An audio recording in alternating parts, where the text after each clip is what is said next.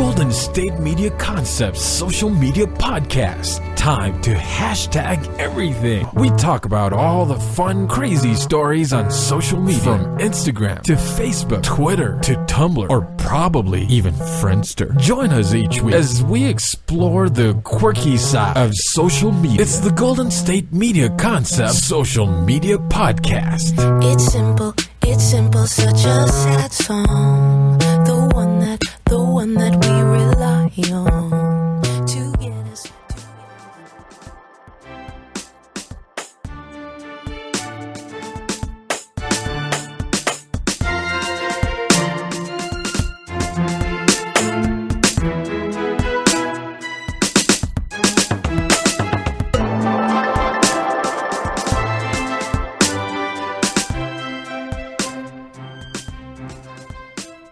Hello and welcome to the GSMC Social Media News Podcast, brought to you by the GSMC Podcast Network. I am your host Heidi, and on today's social media news, we are talking about some fun stories. A lot of them actually have to do with Twitter, which was interesting because I just got to read a bunch of Twitter comments. But I want to start off with one that is cute. And this is still kind of related to Christmas. I feel like just Christmas stories just don't die. Like they just keep coming up on my news feeds and whatnot. So I will be talking about another Christmas story. I hope that doesn't bore all of you. If it does, I'm sorry. I'm still going to do it. You can't stop me. So I hope that this can be something that is, a little bit uplifting or hopeful at least, something that makes you feel good about, I don't know. You can relive the Christmas spirit, maybe, as we're starting off 2019. All right, so the first story. This is about a Major League Baseball prospect who has paid off his parents' debt for Christmas, which is, again, that's adorable. That's another Christmas story. I mean, someone should just call Hallmark. Anyway, so what happened is this baseball player, he really felt like his entire life his parents had just basically bankrolled his dream of becoming a pro baseball player. This player is Brady Singer, and he is a Kansas City Royals pitching prospect, and he has paid off his parents in a really big way for Christmas. So again, he just felt like they supported him through so much, through all of his, I'm sure, just driving him to all of his lessons for baseball, all of his games. And so what he did is he wiped out the debt that his mom and dad had accumulated over the years, and he wrote a letter to his parents telling them, this is a quote, "There's absolutely no way I could have done all this by myself. Both of you constantly took off of work and spent every dime you made just to put a smile on my face. My smile and appreciation for both of you has never stopped, and it never will." How cute is that? That is adorable. That just, that brings a smile to my face. He's been smiling forever. It makes me smile. And also, what a good son. That's really cute. I feel like you could just get your first big paycheck, working so hard. Everyone tells you deserve it because you've made it. And then you just, I don't know, like buy a car or something just to inflate my stereotypes of pro sports players. But he's not like that. He spent it on his parents. I think that's super adorable. And the story continues that not only did he pay a loan from the bank, he also wiped out their other debts using his signing bonus. And he was drafted by the Royals as the 18th overall pick in the first round. And he received a $4.25 million signing bonus. That is crazy. If you can really make it in there, you get a lot of money. That's just his signing bonus. He played for the University of Florida, where he won the 2018 Dick Howser Trophy, which is awarded for college baseball's top player. He has also been named the SEC Pitcher of the Year and was 11-1 with a 2.27 ERA and 98 strikeouts in his first 41 starts. So he sounds good. I mean, what am I saying? He sounds good. I don't even know. I'm assuming he's good. He got picked. I'm not even going to lie about that. Sorry, everyone. But I'm no matter how well he plays baseball, or no matter what I know or don't know about baseball, that is really adorable. And his parents, I'm sure, are just super proud. I'm sure they were already proud of his baseball career, but now they're probably even more proud of his character. So congratulations to him on getting signed. Congratulations to the Royals for getting a great player who's not just a good pitcher, but also seemingly a man of honor. And I'm happy for his parents that that debt can get erased, because I know that debt can be such a burden. If anyone out there, comes across like $4.25 million and wants to like pay off my student loans or something, it'll just be a drop in the bucket to you, really. I mean, it's not that bad, but I feel it, just a humble podcast host. But if anyone out there just wants to, throw in a couple thousand, I wouldn't mind. I'd be happy with that. Just putting that out there. You know where to find me. GSMC Podcast Network coming out there. So that was a really uplifting story. And now I'm ready to bring you all back down, just crashing back down with the next story. This is about Kendall Jenner, because basically this should be the social media podcast with the Jenners, or with the Jenners, with the Kardashians, with all of them, with all of the Kardashians, because they always come up into social media. The Kardashians, the Jenners, the Wests. Man, if you want to detox from social media, you will hear a lot less about the Kardashians, I can tell you that. This is particularly about Kendall Jenner, and it's about her, in air quotes, her secret, because she came out and said that she had a secret. So I'm sure many of you who've been on social media have heard about this one, because this is not good. Shame on you, Kendall. Anyway, so over this past weekend, Kendall Jenner tweeted about a forthcoming announcement for her next to youngest daughter. So that was Kris Jenner, so Kendall's mom. Sorry, I apologize. That was Kris Jenner who tweeted about a forthcoming announcement for Kendall Jenner. So many Ks. Anyway, so what Kris wrote was, make sure to watch Kendall Jenner's Twitter on Sunday night to find out what I'm talking about, and be prepared to be moved. Be prepared to be moved. Okay, so she was setting it up. She also shared a video of Kendall teasing the said announcement. And the build up for this,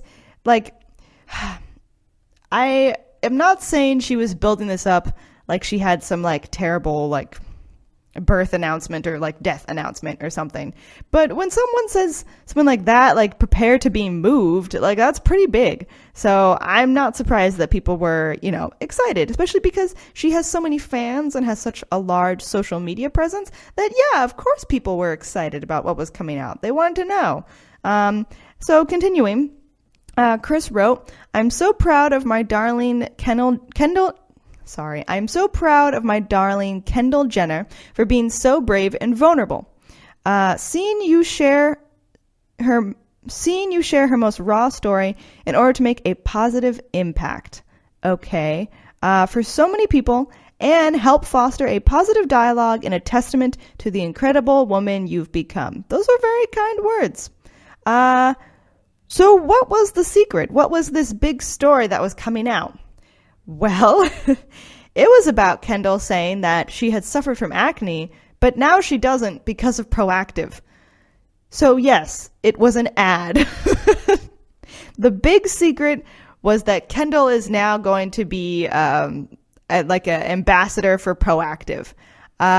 Which, let me just say, I'm going to break my own big story and be really honest with all of you. I also use Proactive, mostly because the company has made my skin addicted to Proactive and I cannot leave, and they will take all of my money for the rest of my life, because as soon as I stop using it, all of my acne will come raging back.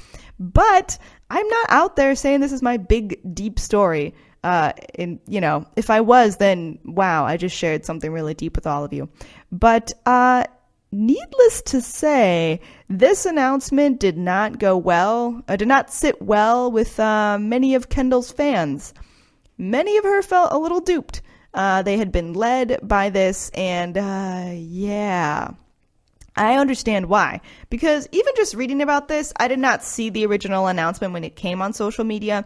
Even just reading about this, Kris really built it up. She talked about how proud she was of her daughter for being so vulnerable. And I don't think it's I feel like the only time that this kind of announcement would actually be super vulnerable is to admit that you have acne when, I don't know, I feel like when you're in a world where it's very hard to say that you're not perfect. So I guess I could see the Jenners, like Kendall and Kylie, kind of living in that type of world, especially being in like makeup brands and in fashion, being a model.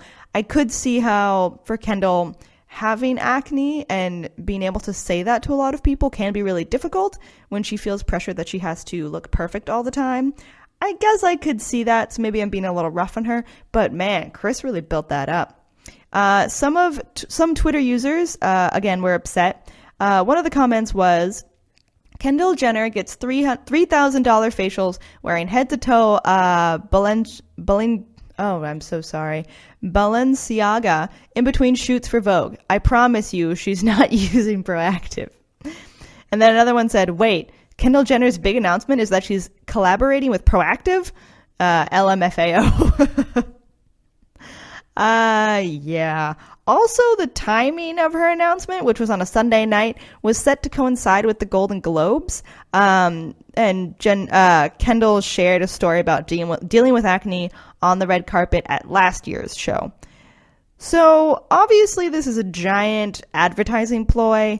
I think that's pulling a dirty one on your fans. I mean, people expect something really honest. And again, I could see where for Kendall, this is something that's extremely honest and something that's really vulnerable to admit that she's not perfect. But in my opinion, that speaks more about her insecurities. And not everyone has those insecurities. So to build that up to be huge, that's not something that everyone will feel as a giant problem. I also feel that it's weird that Kris built it up so much for her daughter. She's so proud of her for being so brave and vulnerable and seeing her most raw story in order to make a positive impact for so many people. I don't know if that's Kendall. I mean, maybe that is Kendall's most raw story. I don't know. We could have just actually seen her most raw story, besides the Pepsi ad debacle. Maybe this is her most raw and now we're all just making fun of her, potentially. I'm sorry if that's the case, Kendall. But yeah, I don't know. That was really some big social media duping. Anyway, I guess Kendall will be getting my money now because I'm still going to be buying Proactive. All right, we're going to take a break and then we'll be right back and keep talking about some more social media news. Always on the go, but the day just won't be one without your Hollywood fix. Let Golden State Media Concepts Entertainment Podcast take care of that. An all-inclusive look of pop culture.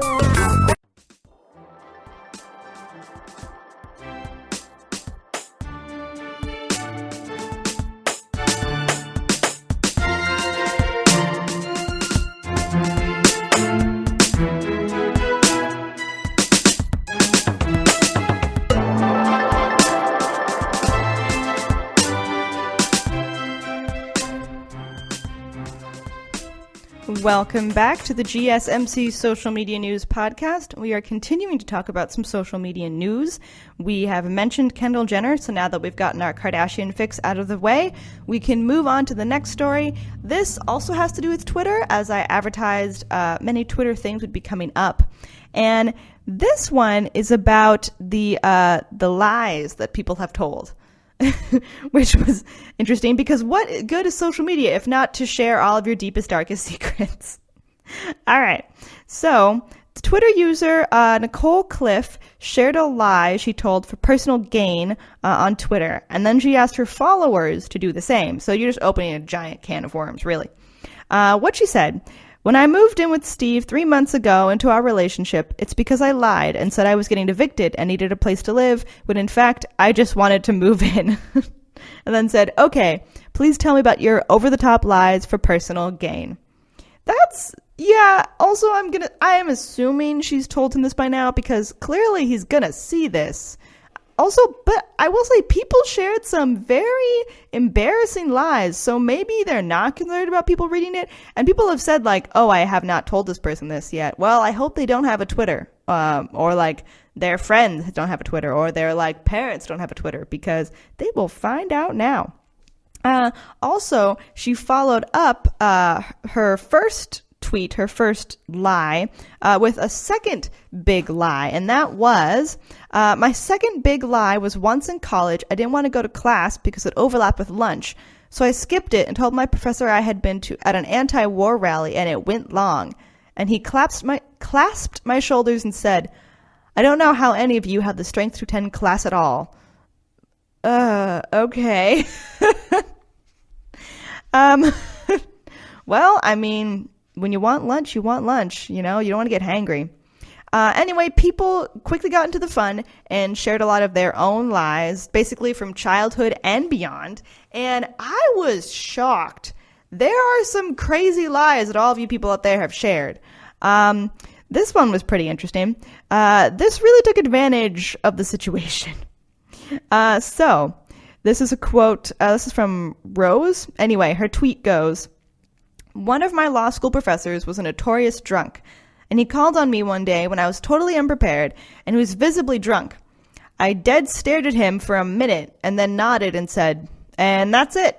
And he thought I had answered, said, yes, excellent, and carried on. Man, he was really drunk. Also, like, notoriously drunk. Your professor is notoriously drunk. What school is that? What law school is that? Also, it's a law school. Don't you all know that's, I don't know. Is that against the law? I mean, I guess not if they're all law students and he's a law professor. But man, you have to be really drunk for that. The things people do while drunk always astonishes me. I really like the next one. This is another tweet. My husband and I told our kids Barney died so we wouldn't have to watch it anymore. I am surprised my parents did not do that. Okay, personal story. I used to love Barney. And when I went to kindergarten for the first time, like the first week of kindergarten, I brought my Barney stuffed animal with me every day. And then one day, my teachers sent me home with a note to my parents. And the note said that, it said, Heidi has to stop bringing her toy to school every day so that she'll meet real friends. So I had to, my parents made me shelve the Barney doll and actually talk to people.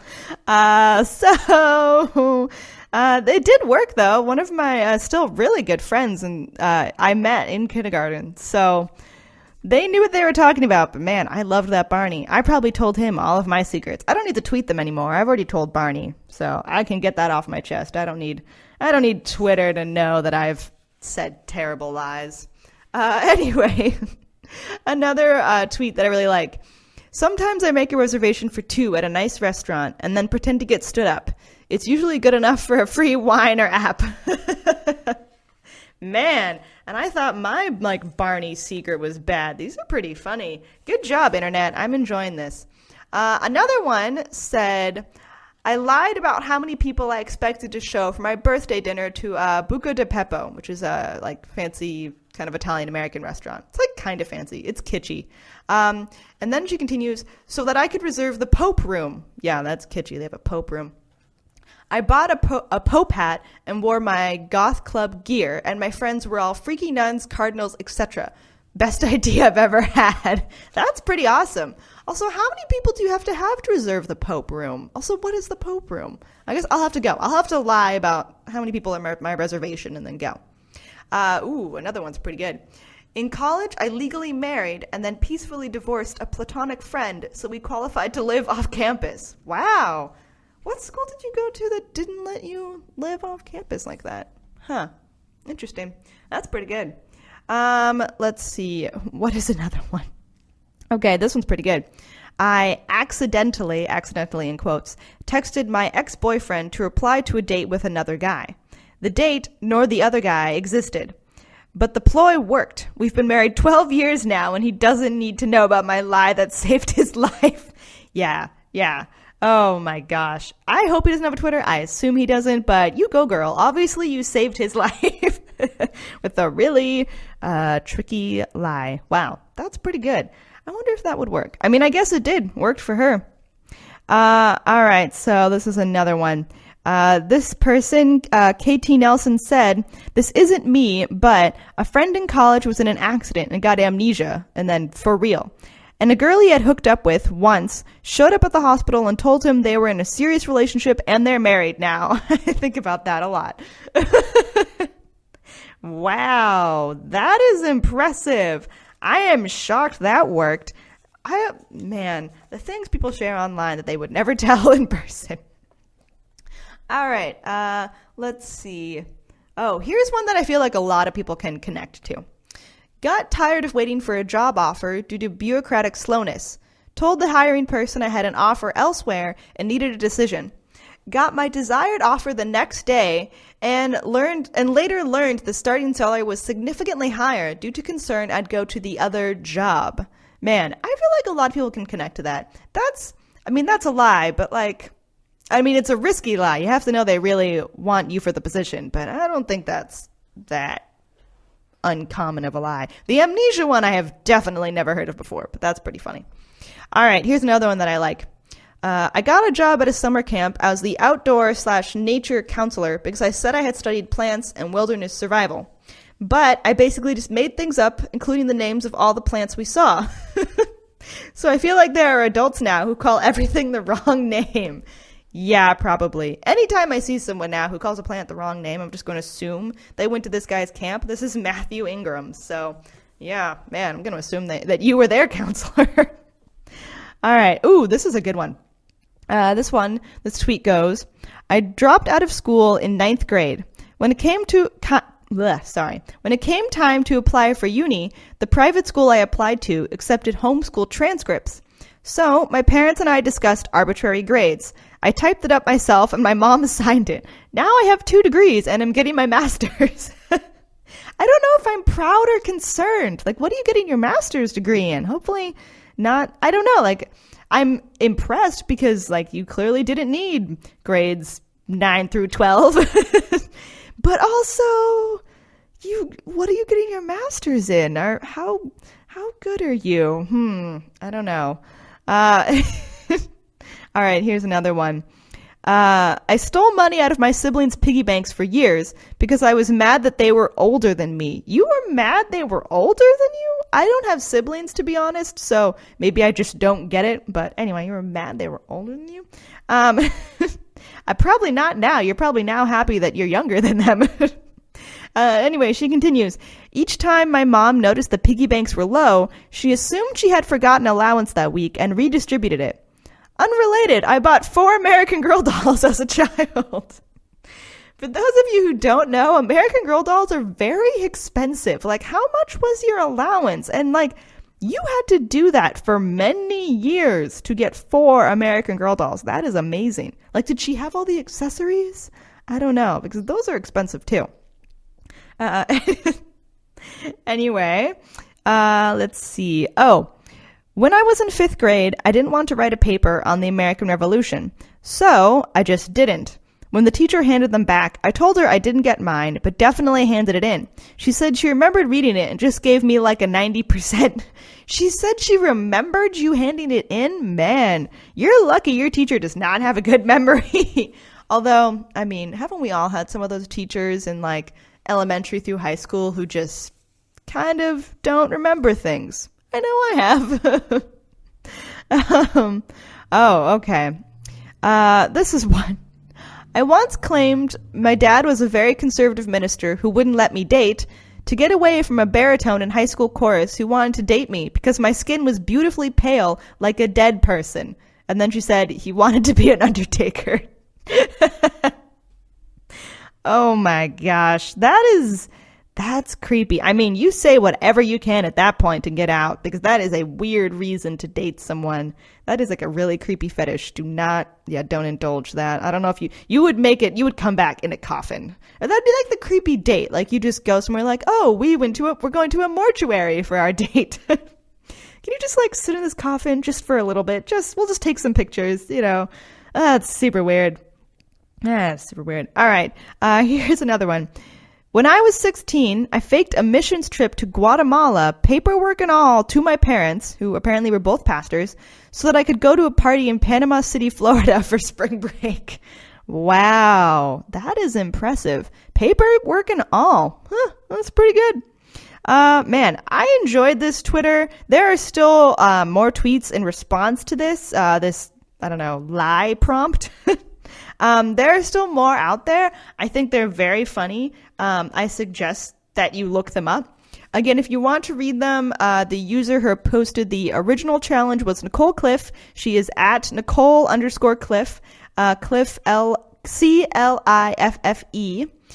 So yeah, I think that this story is pretty funny.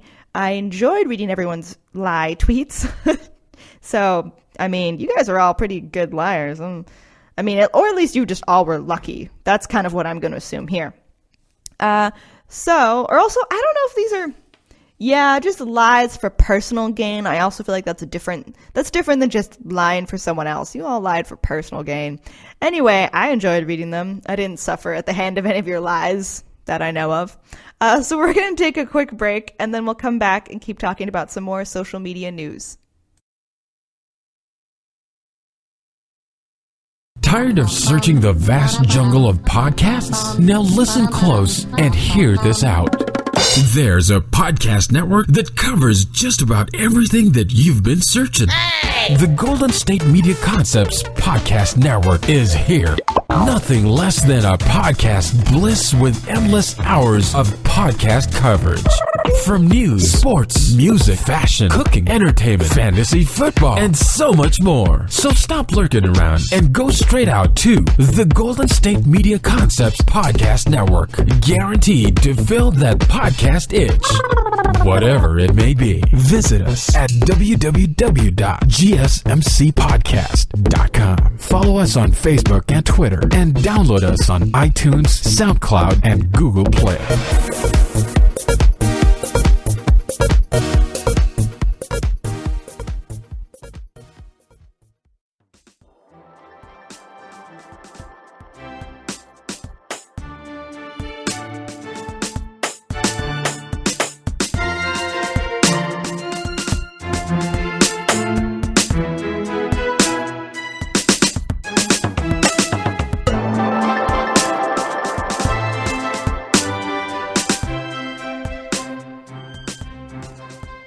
Welcome back to the Social Media News Podcast. We are continuing to share some fun social media stories. Again, as I said, there's a lot of Twitter today. So we are coming back to another interesting Twitter post. This one, I guess you could say I saw this in the wild. Like I wasn't just looking for stories for the podcast. I just ran across it on my Instagram, and I really did laugh out loud when I saw this. It was very funny. And then after looking into it more, it just got better. Anyway, so this is about a woman's photo of her boyfriend's roommate's chicken. That sounds very strange, but let me clarify. There's a woman who took a photo, and it's like the inside of an oven. So you can see chicken breasts cooking on a sheet pan inside the oven. And this chicken is triggering because there's no seasoning on it. There's nothing on the chicken at all. And another thing that I want to point out that other Twitter users pointed out, there's not even Pam on the pan to make it not stick. There's not parchment paper. There's no foil. There's not even, if you're fancy and you have one of those silicone baking mats, there's not even that. It's just bare chicken breasts on a sheet baking in the oven. People are really upset. And the photo comes from 28-year-old Corey from Baltimore. And her tweet, what her quote is, "Y'all want to get upset by the lack of seasoning on my boyfriend's roommate's chicken with me?" And man, did people ever get upset about this. One person just responded, "I am distraught." Distraught in all caps. And everyone else was distraught. Also, personally, I am very distraught because this is bad cooking, and I'm so sad for everyone in that household. The chicken belonged to Steve, who is the roommate. And this is Corey's explanation of the situation. She said, "We were all cooking food in the kitchen, and I opened the oven to check on food on the top rack and then saw the chicken. I immediately grabbed my phone, took a picture, looked at my boyfriend, and said, 'Want to see a viral tweet?' Knowing Twitter would have a field day with these unseasoned cutlets." Man, she knew what she had. She knew genius when she saw it. So good for her. She should be a casting director or something, or a social media communication strategist. She knows what's going to go viral. She was so right. A lot of people responded to her Twitter post. One person said, or I don't know if it's a Twitter post. I guess it's a tweet. One person tweeted back saying, "I can taste the sadness." Yeah, it looks sad. I'm very sad for her.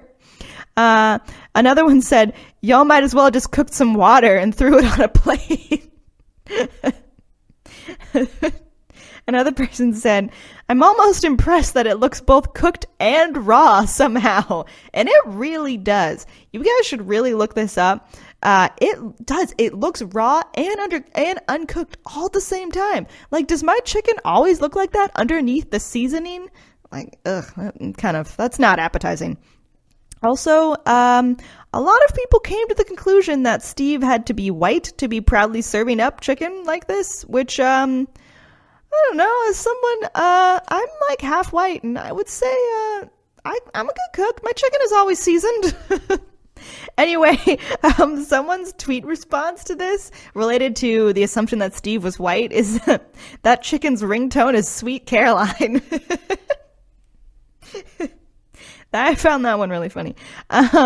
Also, Corey kind of confirmed a lot of people's suspicions, and she clarified that Steve, the roommate, she said he's half white, so people are, he said he's half white, so people are half right here. Yeah, so okay, half right. She also said that Steve is aware that the tweet went viral and is confident that the chicken was an isolated incident. Sure, Steve, sure. She said, "I'm sure he will throw some salt, pepper, and Pam down next time he makes some chicken." I hope so. I am really hoping that Steve's future chicken will no longer look like this. I hope that bird did not die. The bird that he cooked died in vain. I can hope that all the other ones will not. Vegans should be upset about this post because that chicken died in vain. That was just sad. It's a sad death, sad meal. Did Steve even really eat it? Like did he, this is my worst case scenario, is he just took it out of the oven and then just ate it, like maybe straight off the pan, and a lot of it probably stuck to the pan because there's no Pam on there. There's no like foil or anything. He probably just ate that, cut it right off the pan, and probably didn't even like dip it in ketchup or anything. Not even barbecue sauce. I just imagine he ate that straight up. So Steve, I really hope that you've learned from Twitter that so many people on Twitter have told you were wrong, that you know for sure that you were wrong, and that you should never be allowed to cook chicken again. I don't ever want to see this again. So good luck. Also, I will say, there is some good chicken out there. A lot of people can cook really good chicken, even if you're white. If you're white, don't feel discouraged by this. I'm there with you. I believe you. You can make good chicken. And I just hope that all of you out there know to at least put some seasoning on. Just salt, pepper, lemon pepper if you want to mix it up, but still be at the most basic level. Anyway, I hope that all of your chicken cutlets get cooked well and that you don't become a product of Twitter shame. And thank you all so much for listening, and I hope you can tune in to the next social media news episode. You've been listening to the Golden State Media Concepts Social Media Podcast, part of the Golden State Media Concepts Podcast Network. You can find this show and others like it at www.gsmcpodcast.com. Download our podcast on iTunes, Stitcher, SoundCloud, and Google Play. Just type in GSMC to find all the shows from the Golden State Media Concepts Podcast Network, from movies to music, from sports to entertainment, and even weird news. You can also follow us on Twitter and on Facebook. Thank you, and we hope you have enjoyed today's program.